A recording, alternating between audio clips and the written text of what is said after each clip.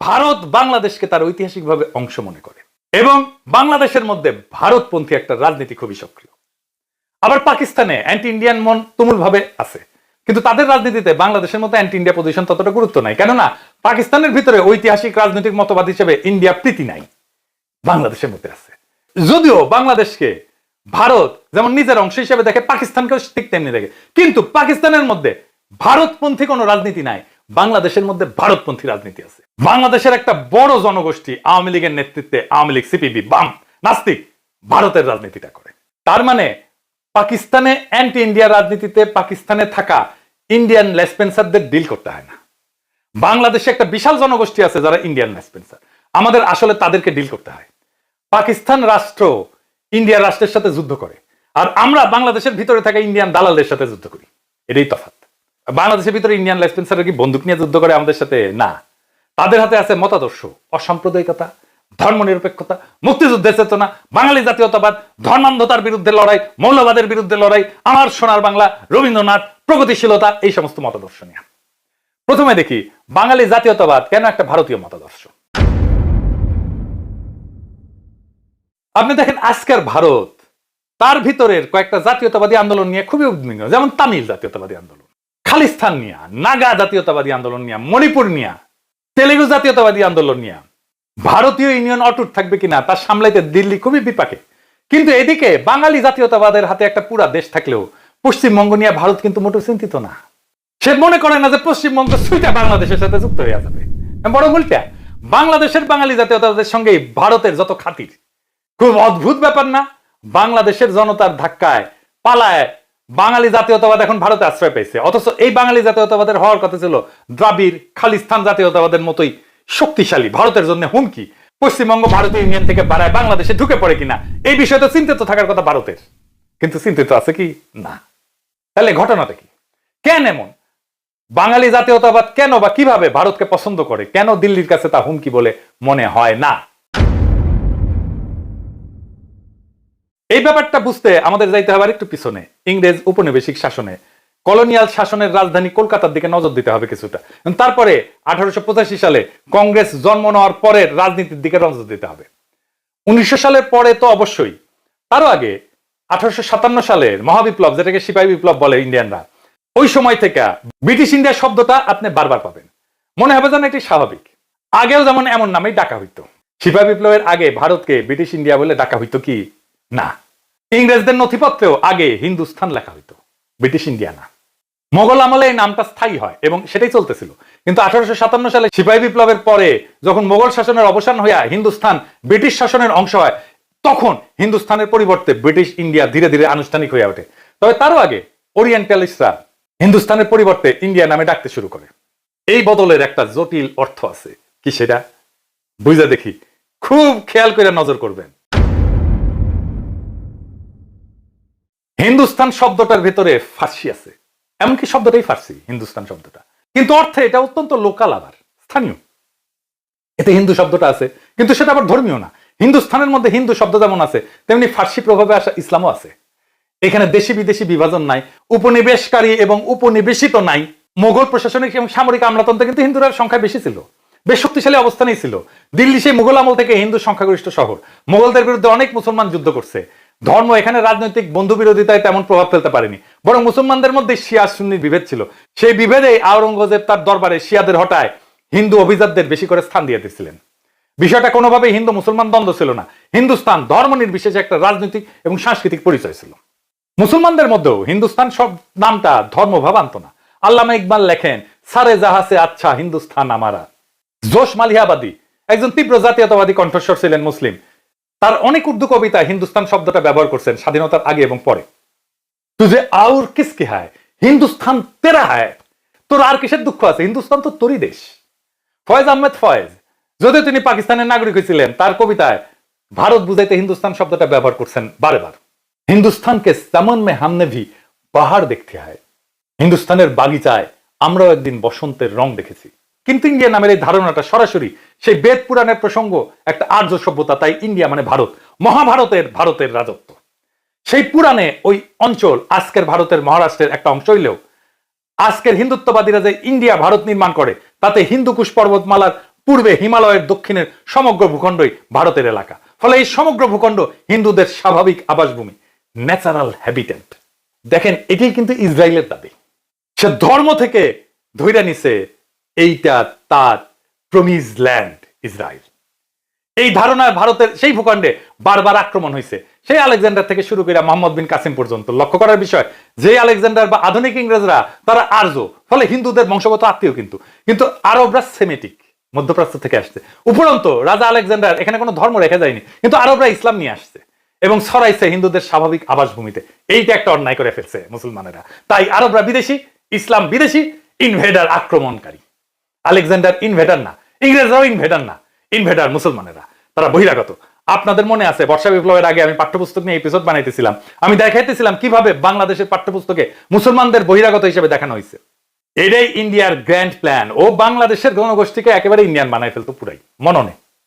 অর্থাৎ হিন্দুস্তান নামের মধ্যে যে শত্রুর অনুপস্থিতি ছিল, সেই শত্রুকে খুঁজে পাওয়া গেল ইন্ডিয়া বা ভারত এই নামের ধারণার মধ্যে।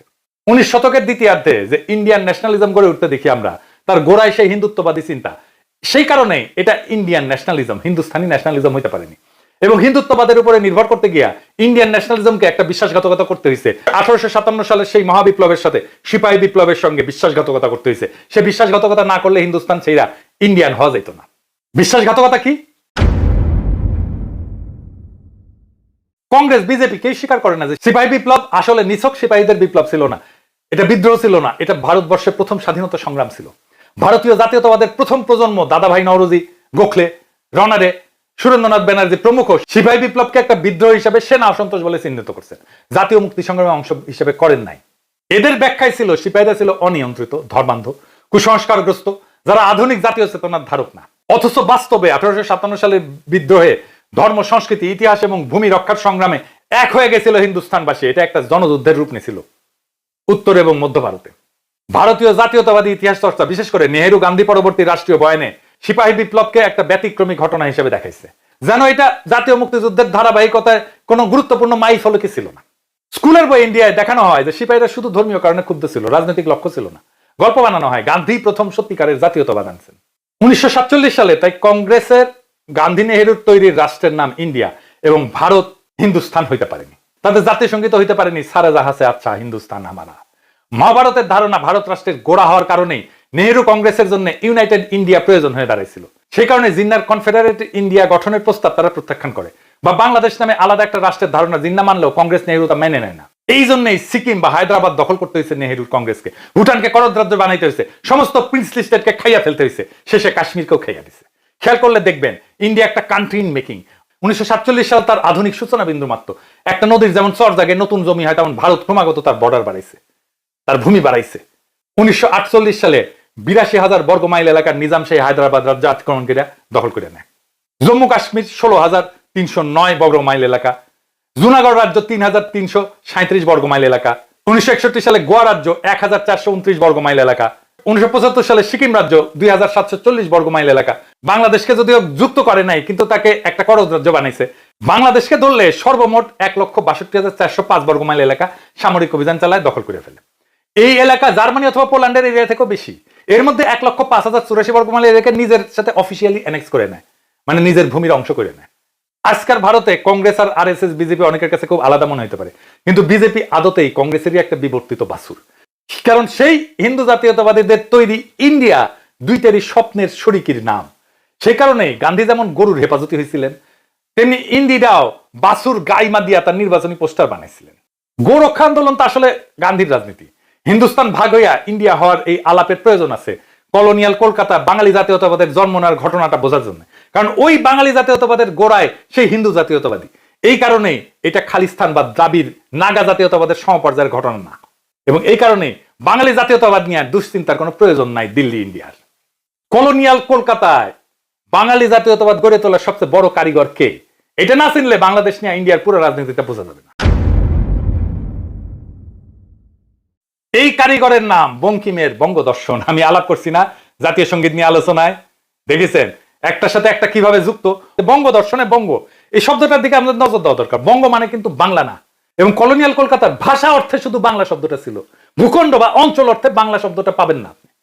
ভূগোল এই অর্থে কেবল বঙ্গ শব্দটা ছিল। বঙ্গ সেই জন্যই সিরাজুল আলম খানের গুরু চিত্তরঞ্জন সুতার যখন বাংলাদেশের ভূখণ্ডে বিচ্ছিন্নতাবাদী আন্দোলন করে সেটার নাম হয় বঙ্গভূমি। এইটা অত্যন্ত গভীর সাইকোপলিটিক্যাল ঘটনা হিন্দুস্তানের মতো। দেখেন, বাংলা শব্দটা ভূখণ্ড টেরিটরি অর্থে হিন্দুস্তান শব্দের মতো, ফার্সি ভাব আছে অর্ধেক, ফলে মুসলমানই ভাবতেন তারা বাংলাকে। তাছাড়া বাংলা খুবই সাম্প্রতিক ঘটনা, আদি এরিয়ান কানেকশন পাওয়া কঠিন। ইরানিরা আর্য হইলেও তারা পুরাণ বা হিন্দু বেদের আর্যদের চোখে ইনভেডার, উপরন্ত সেমিটিক মুসলিম ঘরানার প্রতিনিধিত্ব করে। কলোনিয়াল কলকাতার বুদ্ধিজীবীরা নিজেদের সেই বেদের আর্যদের উত্তরসূরি ভাবতেন এবং বাংলা শব্দ লেখা ছিল তাদের পরাজয়ের লজ্জার ইতিহাস যদি এটা ভূখণ্ড হিসেবে ব্যবহার করত। বঙ্গ শব্দে তারা বেদ পুরাণের ভিতরে ঢুকিয়া 3000 বছরের ইতিহাসের দাবি করতে পারতেন, সংস্কৃতের সরাসরি উত্তরসূরি দাবি করতে পারতেন। ফলে বঙ্গের ভাষা একটা আর্য ভাষা, যেটাকে এক কথায় বাংলা বলা হলো বাংলা থেকে বাঙ্গালা থেকে বাংলা। ফলে বাঙালি একটা আর্য জাতি, যার জাতীয় ন্যাশনাল ধর্ম হিন্দু, এবং বাংলা ভাষা যেমন সংস্কৃতের কন্যা তেমনি বাঙালি জাতি সেই বেদ পুরাণের আদি আর্যদের একটা শাখা। ফলে বাঙালি একটা জাতি যারা ইন্ডিয়ান নামের মহাজাতির উত্তরসূরি, এবং বাঙালির মতো আরো অনেক শাখা মিলে এখনো সেই মহাজাতি বহাল তবিয়াতে টিকে আছে।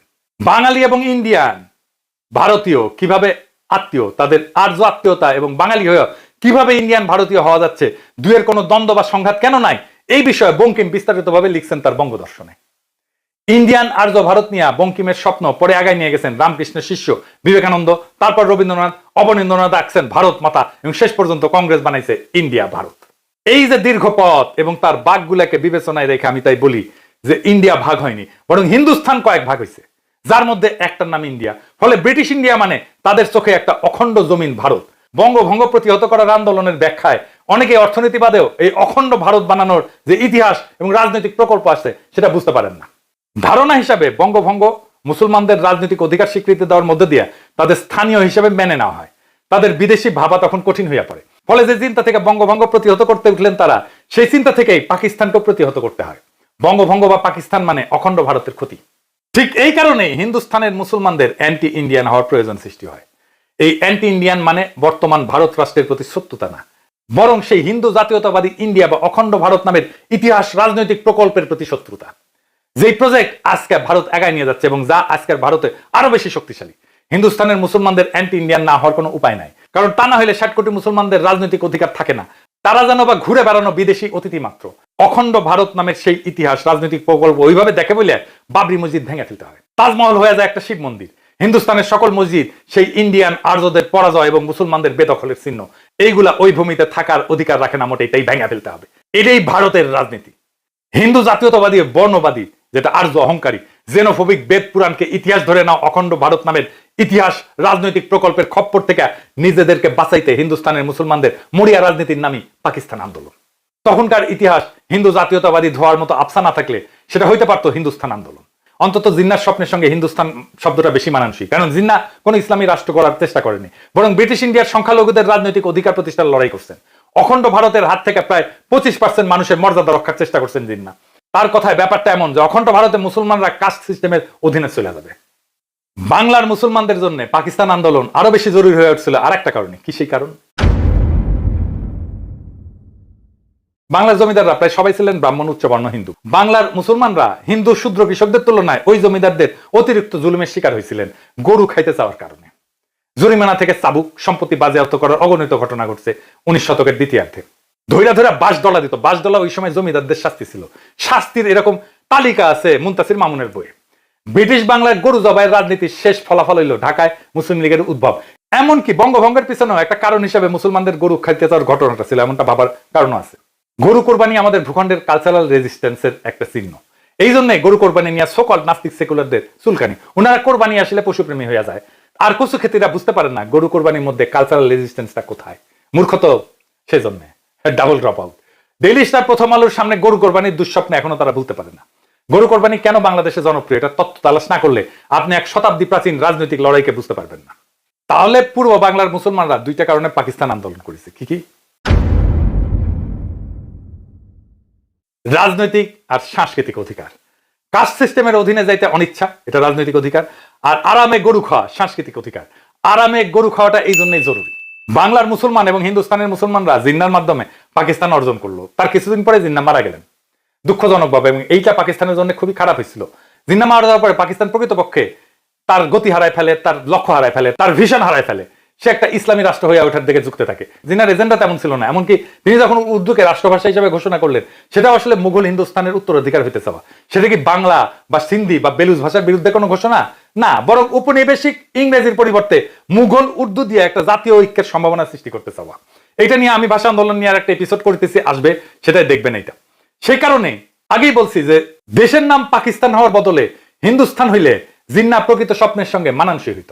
হিন্দুস্তান না হইয়া পাকিস্তান হওয়ার মধ্যেই রাষ্ট্রের সাম্প্রদায়িক হয়ে ওঠার রাজনৈতিক দার্শনিক মূলের খোঁজ পাওয়া যাবে খুব সম্ভবত। শব্দটা পাকিস্তান হইলে যোগেন মন্ডলরা তারা মনে করছেন সে এটাই হিন্দুস্তান। যোগেন মন্ডলের বিষয়টা জানেন তো? যোগেন মন্ডল ছিল পূর্ববঙ্গের দলিত হিন্দুদের নেতা। তারাও পাকিস্তান আন্দোলন করছিল। পাকিস্তান আন্দোলন শুধু মুসলমানদের আন্দোলন ছিল না, এটা ছিল ভারতবর্ষের সংখ্যালঘু সম্প্রদায়ের আলাদা রাষ্ট্রের আন্দোলন। যোগেন মন্ডল পাকিস্তানের মন্ত্রী হয়েছিলেন, কিন্তু জিন্নার মৃত্যুর পরে টিকতে পারেন নাই, পলায় ইন্ডিয়া চলে গেছিলেন। কিন্তু বাস্তবে পাকিস্তান হিন্দুস্তানের সংখ্যালঘুর রাষ্ট্র না হইয়া পাকিস্তান একান্তই মুসলমানদের রাষ্ট্র হয়ে উঠতে থাকায় পাকিস্তানের দাঙ্গা দেখতে হইলো আমাদের।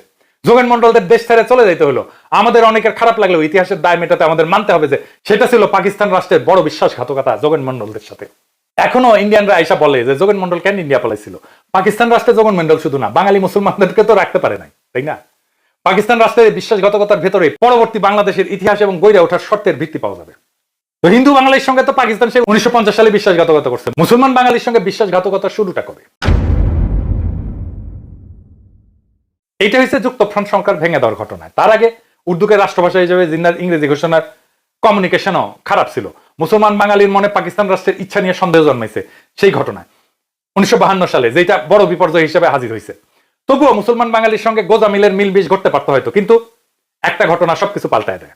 1965 সালের যুদ্ধে মুসলমান বাঙালির কালেকটিভ সাইকিতে প্রকৃত ক্ষত তৈরি হয়। পাকিস্তান রাষ্ট্রের বিশ্বাসঘাতকতা সম্পর্কে মুসলমান বাঙালির সন্দেহ দৃঢ় বিশ্বাসের রূপ নেয়। 65 সালে কি হয়? 1965 সালে ইন্ডিয়া পাকিস্তান যুদ্ধ লাগে। পশ্চিম পাকিস্তান পূর্ব পাকিস্তানকে অরক্ষিত রেখা পশ্চিম পাকিস্তানকে প্রোটেক্ট করে। ইন্ডিয়া পূর্ব পাকিস্তানে আক্রমণ করে নাই, করলে বিনা বাধায় দখল করে নিতে পারত পূর্ব পাকিস্তান, কোন রেজিস্ট্যান্স ছাড়াই। এমনকি ইস্ট বেঙ্গল রেজিমেন্টকে পূর্ব পাকিস্তানের ডিফেন্সে রাখা হয় নাই, পশ্চিম পাকিস্তানে ছিল পুরো রেজিমেন্ট। পূর্ব পাকিস্তানের মুসলমান বাঙালি 1965 সালে পুরোপুরি বুঝতে পারে যে পাকিস্তান রাষ্ট্র তাদেরকে প্রকৃত মুসলমান ভাবে না, এবং পাকিস্তান অর্জনে মুসলমান বাঙালি জীবন কোরবানি দিলেও তাদের নিরাপত্তা নিয়ে মোটেও ভাবে না পাকিস্তান রাষ্ট্র। মুসলমান বাঙালি বুঝতে পারে যে 1965 সালের যুদ্ধে পুরা পূর্ব পাকিস্তান খুব সহজেই দখল করতে পারত ভারত। কাস্ট সিস্টেমের শাসনের বাইরে থেকে আরামে ঘুরু খাওয়ার সেই পুরানো বাসনা থেকে জন্ম নেওয়া পাকিস্তানে মুসলমান বাঙালির ভরসা এক লহমায় সম্পূর্ণ উবে যায়। তার মনে তীব্র আতঙ্ক ভর করে। ইন্ডিয়া এই প্রচার চালাইতে থাকে, চাইলে তারা দখল করতে পারতো, নেহাত মায়া করে দখল করে নাই। আর কান পড়া দিতে থাকে, দেখিস তোমাদের তো নাগরিকই মনে করে না। ইস্ট বেঙ্গল রেজিমেন্ট তোমার বাঙালি দিয়া তৈরি, আর তার যায় পশ্চিম পাকিস্তান প্রোটেক্ট করতে হয়। তোমার অরক্ষিত রেখা এভাবেই তো শোষণ করতেছে তোমারে। এর মধ্যে 1966 সালে আওয়ামী লীগ 6 দফা ঘোষণা করে। পূর্ব পাকিস্তানের মুসলমান বাঙালির মধ্যে জনপ্রিয় হয়ে ওঠার গোড়ায় আছে পাকিস্তান রাষ্ট্রে মুসলমান বাঙালির ভেতরে সেই ভরসা উইয়া যাওয়া। আওয়ামী লীগের 6 দফা নতুন কোনো ঘটনা না, সেটা ব্রিটিশ ভারতে বহু জাতির কনফেডারেশন করতে জিন্নার প্রস্তাবের মোটামুটি একটা নকল। জিন্না যেটা ব্রিটিশ ভারতে চাইছিলেন সেটাই আওয়ামী লীগ পাকিস্তানে চায় মাত্র। তবে 6 নম্বর দফায় একটা বাড়তি নজর দিতে হবে আমাদের। কি সেটা? খুবই গুরুত্বপূর্ণ বিষয় আছে, আপনি 65 যুদ্ধের সাথে মিলাইতে পারবেন। 65 যুদ্ধে যে নিরাপত্তাহীনতা জন্ম নিয়েছিল বাঙালি মুসলমানের মনে, সেটা মিলাইতে পারবেন। কি সেটা? 6 নম্বর দফাটা এরকম: আঞ্চলিক সেনাবাহিনী অঙ্গরাজ্যগুলোর আঞ্চলিক নিরাপত্তা ও আত্মরক্ষার জন্য আলাদা প্যারামিলিটারি বা আধা সামরিক বাহিনী গঠন ও পরিচালনা করতে পারবে। 1965 সালের যুদ্ধের পরে মুসলমান বাঙালির ভাবনা পাওয়া যাচ্ছে ওই 6 নম্বর দফায়, এমন যে ভারতের খপ্পর থেকে নিজের নিরাপত্তা নিজেকেই দেখতে হবে মুসলমান বাঙালির, তাই না? এইভাবেই পাঠ করতে হয় ইতিহাস। সেই সময়কার সাইকিটা বুঝতে হয়। কেন 6 দফা? কেন 6 দফার মধ্যে এই দফাটা ঢুকলো? 6 দফা নিয়ে আমি একটা এপিসোড করছি, কিন্তু দেখেন কেমনে একটা রাজনৈতিক বয়ান তৈরি হয় জনগোষ্ঠীর একটা কালেকটিভ ইনসিকিউরিটি থেকে, সেটা বুঝতে পারছেন। বাংলাদেশের ইতিহাস বোঝাবুঝিতে একটা মৌলিক ভুল এইখানে। ইতিহাসে বাংলাদেশের জন্ম নেওয়ার প্রয়োজনটা আসলে মুসলমান বাঙালির নিরাপত্তা ভাবনার ফল, যেটাকে অনেকেই বাঙালি জাতীয়তাবাদের সাফল্যের একটা রাজনৈতিক ঘটনা হিসেবে প্রস্তাব করছেন। কলোনিয়াল কলকাতায় জন্ম নেওয়া বাঙালি জাতীয়তাবাদ মানে বঙ্গোপসাগর হইয়া ভারত মহাসাগরে গিয়া ইতিহাস রাজনৈতিক পরিতৃপ্তি। বাংলাদেশ মানে কোনোভাবেই সেটা না। বাঙালি জাতীয়তাবাদের একটা ভার্সন ঢাকাতেও বানানোর চেষ্টা ইতিহাসে পাওয়া সম্ভব, তবে সেখানে এই বাঙালির জাতীয় ধর্মের নাম ইসলাম। আব্দুল ওয়াদুদ থেকে আবুল মনসুর আহমেদের যেটা নিশানা আমরা পাই, এমনকি আনিসুজ্জামানদের মুসলিম বাংলা সাহিত্যের ধারণাতেও সেটা আছে। শেখ মুজিব ছিলেন সেই অর্থে মুসলমান বাঙালি, ঢাকাই বাঙালি জাতীয়তাবাদের সেবক। যেখানে হাসিনার শাসনকালে দখলদারি বজায় রাখতে বাঙালি জাতীয়তাবাদ পুরাটা কলকাতাইয়া বা ভারতীয় হয়ে উঠতে হয়েছে। এই হিসাবে শাহরিয়ার কবির, জাফর ইকবাল, নিজাম মজুমদারের তুলনায় খোদ শেখ মুজিবই কম আওয়ামী লীগ, তাই না? বাংলাদেশে অ্যান্টি ইন্ডিয়ান রাজনীতির প্রয়োজন এখানেই। একদিকে আজকের ভারতে অখণ্ড ভারত নামের ইতিহাস রাজনৈতিক প্রকল্প সবচেয়ে শক্তিশালী, এখন কাশ্মীরের স্বায়ত্তশাসন খায় ফেলা ভারতীয় ইউনিয়নের মধ্যে ঢুকানোর সেটারই একটা লক্ষণ। আর একদিকে বাংলাদেশের ভেতরে কলকাতায় বা ভারতীয় বাঙালি জাতীয়তাবাদের অগণন এজেন্সি তৈরি হয়েছে। মতি মাহফুজ গং আছে, প্রথম আলো দিল্লি স্টার আছে, দেশভাগ নিয়ে কান্নাকাটি আছে, শাহাদুজ্জামান ধরনের বামাচারীদের রঠাপ্রীতি আছে, সাহিত্যিক কায়দা কানুন আছে, কলকাতার বাংলা ভাষা আছে। এইটা কলকাতার বাঙালি জাতীয়তাবাদ দিয়ে ভারত মহাসাগরে পড়া ইতিহাস, রাজনৈতিক, সাংস্কৃতিক পরিতৃপ্তি পাইতে চাইতেছে। বাংলাদেশে অ্যান্টি ইন্ডিয়ান রাজনীতি তাই হিন্দু, এমনকি হিন্দুত্ব বিরোধী কোনো ব্যাপার না, এমনকি ভারত নামের ইতিমধ্যে প্রতিষ্ঠিত রাষ্ট্রের বিরোধিতাও না। এর মানে ভবিষ্যতে হয়ে উঠতে চাওয়া ভারত, বেদ পুরাণকে ইতিহাস মনে করা অখণ্ড ভারত, ভারত নামের সাম্রাজ্যবাদী জাত্যাভিমানী ইতিহাস রাজনৈতিক প্রকল্পের খপ্পর থেকে মুসলমান বাঙালির নিরাপত্তার প্রশ্ন, যার বিরুদ্ধে কাজ করতেছে বাংলাদেশের ভেতরেই বহু এজেন্সি। এবং আমরা চাই বিএনপি যেন এই এজেন্সি হইয়া না ওঠে। কেবল মুসলমান বাঙালি না, যোগেন মন্ডলরা যে ভাবনা থেকে পাকিস্তান চাইছিলেন, শূদ্র দলিত হিন্দুর নিরাপত্তার বিষয়টাও সেইখানে। কেননা এখনো ভারতে তো দলিত হিন্দুকে পেটানো হয় ব্রাহ্মণের রাস্তায় হাঁটার জন্য বা গরু খাওয়ার অপরাধে। দলিত হিন্দুরা তো গরু খায়, তাই না? ওদের উপরে প্রস্রাব করে দেয় না দলিত হিন্দুদের উপরে, উচ্চবর্ণের হিন্দুরা। বাংলাদেশে যতদিন এই এজেন্সিগুলো শক্তিশালী থাকবে, দেশে অ্যান্টি ইন্ডিয়ান রাজনীতি প্রয়োজন থাকবে ততদিন। এবং এই অ্যান্টি ইন্ডিয়ান রাজনীতি মুসলমান বাঙালি এবং দলিত হিন্দুর নিরাপত্তা বা স্বার্থের দূরত্ব যত কমাতে পারবে তত সফল হইতে পারবে। হিন্দু মুসলমান ছাড়া, এই দুইটা বড় ধর্ম ছাড়া বাংলাদেশে আরো বহু জাতি আছে। বাংলাদেশে যদি সেই জিন্নাত দৃষ্টিতে দেখা একটা বহু জাতির কনফেডারেশন হিসেবে ভাবা সম্ভব হয়, যেখানে সকল জাতির অভিন্ন স্বার্থের নাম বাংলাদেশ, সেটাই অ্যান্টি ইন্ডিয়ান রাজনীতির শেষ গন্তব্য হবে। যে কোনো নিপীড়ন অতিক্রম করতে চাওয়া একটা ইতিহাস রাজনৈতিক প্রকল্প হয়ে উঠতে না পারলে সত্যিকারের সাফল্য ঘটবে না সেই রাজনীতির। পাকিস্তান রাষ্ট্রের মতো বিশ্বাসঘাতকতা করিয়া যেন তাসের রাষ্ট্র না বানাই, আমরা কিন্তু পারবো এটা করতে। সেইটা করার সম্ভাবনা তৈরি হয়েছে হাসিনাকে খেদানোর পরে। বাংলাদেশের রাজনীতি আজ এক সন্ধিক্ষণে দাঁড়ায় আছে, যেখানে পুরানো ভ্রান্তি আর নতুন বোধের সংঘর্ষ চলতেছে। আর সেই সংঘর্ষের মধ্যে জন্ম নিচ্ছে আগামী দিনের দিক নির্দেশনা। যারা এখনো ভাবে যে অ্যান্টি ইন্ডিয়ান রাজনীতি শুধু কিছু র্যাডিক্যাল আবেগী প্রাদেশিক মানুষের ছেলে খেলা, তারা ইতিহাসের সবচেয়ে গুরুত্বপূর্ণ সংকেতগুলো বুঝতে ব্যর্থ। এই রাজনীতি কোনো প্রতিক্রিয়া না, বরং এক দীর্ঘ গভীর প্রজন্মান্তরে সঞ্চিত রাজনৈতিক আত্মচেতনার প্রকাশ। একটা ঐতিহাসিক বিশ্বাসঘাতকতার বিরুদ্ধে উত্তরাধিকার রক্ষা করা, সাংস্কৃতিক অসম্মানের বিরুদ্ধে অস্তিত্বের লড়াই, আর নাগরিক মর্যাদা ছিনিয়ে নেওয়ার একটা যৌক্তিক প্রতিরোধ। এটা কেবল ভারত রাষ্ট্রের বিপক্ষে না, বরং সেই ইতিহাস রাজনৈতিক প্রকল্পের বিরুদ্ধে যা আমাদের ভিতরে ঢুকে পড়া আমাদের শিকড় কাটতে চায়, আমাদের আত্মপরিচয় মুছে ফেলতে চায়। বিএনপি কিংবা অন্য যে কোনো দল যদি এই জনগোষ্ঠীর প্রাতিষ্ঠানিক সত্তা, সাংস্কৃতিক অধিকার আর রাজনৈতিক নিরাপত্তার এই সংগ্রামকে না বোঝে, তবে ইতিহাস তাদের ক্ষমা করবে না। এই সংগ্রাম কোনো দলের একার না, এটা পুরো জাতির আত্মরক্ষার সংগ্রাম। আমাদের সামনে একটা সুযোগ আসছে, ভারতের ইতিহাস রাজনীতির আগ্রাসন এবং আওয়ামী দালালি সিস্টেমের ধ্বংসস্তূপের উপরে দাঁড়ায় এক নতুন বাংলাদেশ নির্মাণের সুযোগ। এই অভিযাত্রায় ভারতের রাজনৈতিক আকাঙ্ক্ষার বিরুদ্ধে স্পষ্ট অবস্থান নিতে হবে। বাংলাদেশ একটা মাত্র জাতির না, বহু জাতির সম্মিলিত চুক্তিনামা, যেখানে মুসলমান, হিন্দু, আদিবাসী, দলিত, নারী, গ্রাম আর শহর সবার অভিন্ন স্বার্থে লেখা থাকবে আমরা কেউ কারো উপর কর্তৃত্ব করব না, কেউ কারো দালাল হব না। আমরা সবাই এই মাটির মালিক। এই মাটির মিছিলে যারা থাকবেন তাদের কণ্ঠ উঠবে সেই চিরচেনাধ্বনি, আমরা দালালি চাই না, আত্মমর্যাদা চাই, আমরা করুণা চাই না, অধিকার চাই, আমরা বিভক্তি চাই না, একতা চাই। বাংলাদেশের পক্ষে একতা, অখণ্ড ভারত নামক প্রকল্পে বিলীন হয়ে যাওয়ার আশঙ্কার বিরুদ্ধে। বাংলাদেশের ভূখণ্ডের জনগণের একটাই আশঙ্কা, মহাভারত নামের ব্ল্যাক হোল আমাদের কাশ্মীরের মতো, হায়দ্রাবাদের মতো খাইয়া ফেলে কিনা। এইবার কোনো বিশ্বাসঘাতকতা না, এইবার আমরা ইতিহাস লিখবো নিজেদের নামে, নিজেদের কালি দিয়ে, নিজেদের স্বাধীনতা নিয়ে। আমরা পারবো ইনশাল্লাহ। ইনকিলাব জিন্দাবাদ। তো আজকে এই পর্যন্তই, কিন্তু প্রশ্নগুলো এখানেই শেষ নয়। এই দেশ, এই রাজনীতি, এটা আমাদের সবার। আপনি, আমি, আমরা সবাই মিলে গড়ে তুলব সচেতনতার একটা মঞ্চ। আপনার ভাবনা, আপনার চিন্তা এবং আপনার মতামত আমাদের দরকার। তাই কমেন্টে লিখে জানান এই মুহূর্তে আপনি কি ভাবছেন এবং আপনি কোন দিকে তাকাচ্ছেন। রিপাবলিক অ্যান্ড পলিটিক্স কেবল খবর বা বক্তব্যের জায়গা নয়, এটা একটা ভিন্ন মতের প্ল্যাটফর্ম। এখানে প্রশ্ন করার সাহস আছে, সত্যের পেছনে ছুটে চলার স্পর্ধা আছে। চ্যানেলটি ভালো লাগলে অবশ্যই সাবস্ক্রাইব করে পাশে থাকুন, কারণ একটা ক্লিকেই হতে পারে হাজারো অন্ধকার ভেদ করে আলো খোঁজা শুরু। ফিরছি পরের পর্বে আরও খোলামেলা বিশ্লেষণ নিয়ে। সে পর্যন্ত সবাই ভালো থাকুন, সুস্থ থাকুন। আল্লাহ হাফেজ।